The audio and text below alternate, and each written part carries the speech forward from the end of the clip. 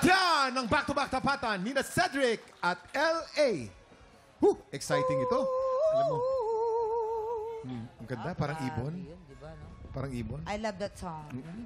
Pero alam mo, itong moment na to, definitive ito eh. Kaya Kumbaga, nga. ito dito natin malalaman kung meron na tayong grand finalist. Kauna-unahang grand finalist. Kauna-unahang grand finalist. Pang-8. This is it. Ito na. Ano kaya masasabi ng ating inampalan? Mamang and Kuya Kim, grabe, ang ganda ng bakbakan ngayong araw.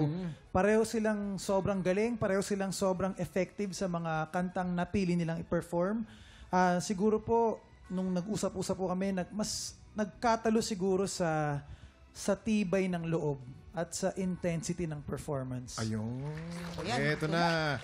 May bago na kaya tayong grand finalist. Ang pinakauna nating grand finalist dito po sa season ito, malalaman na natin.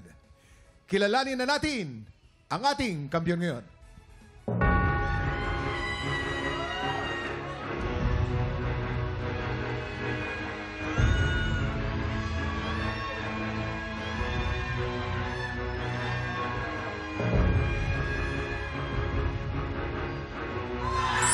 LA 13 Stars! Ikaw ang kampiyon ngayon! Congratulations! Isa ka na ang grand finalist, LA! Yes, congratulations LA dahil pasok ka na sa ating grand finals. At sigurado nang mag-uwi ka ng 80,000 pesos! Ayan na, si Ellie, anong masasabi mo? Ano gusto mong sabihin, LA? Unang-una po maraming salamat sa Diyos.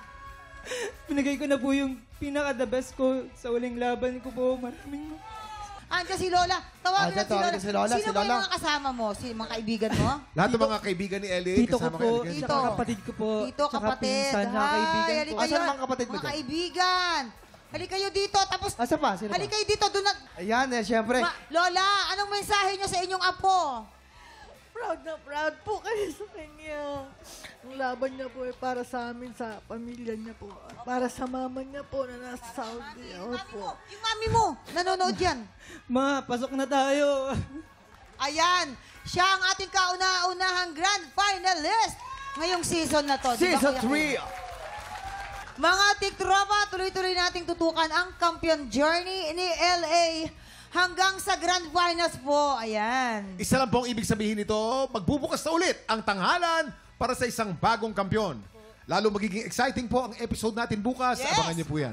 Tiktropa, marami pa pong kulitan at paandar po bukas. Kaya naman po pagpatakpo ng 11 o'clock, maki-happy time lang po dito sa TikTok! Lock! Muli ang ating grand finalist, LA Escobar!